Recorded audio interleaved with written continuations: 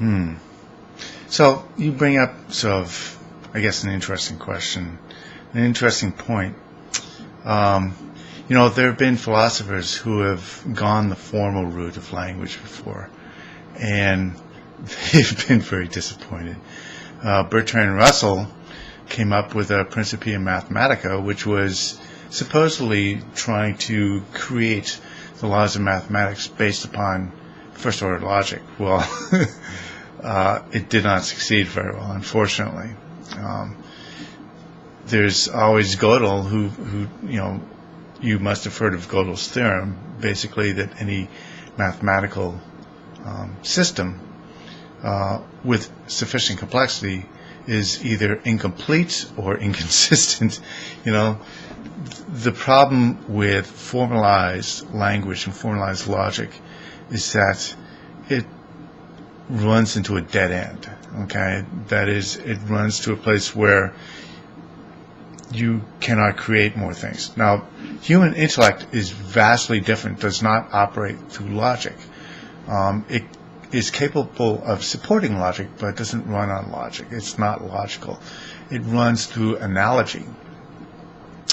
And analogies are, the way the mind works is it does pattern matching. And it pattern matches between reality and ideals. The ideal is the analogy, the way we construct it. When we recognize something, we're able to match it against some ideal. Okay, and that's how the human brain works. That's to a large extent how language works. And there's always some crude fit of what things match, and we tend to overlook errors in matching, and we don't always require to have ideal matches. That's a sufficient match. That, especially with neural networks, sometimes it's only necessary to have a better match than the alternatives for us to have a positive match on an analogy. And of course, we see people do this all the time, that they've got a very limited number of ideals that they are willing to try and match things against, and of course when they look out in the real world, things always match one of the ideals they have in mind.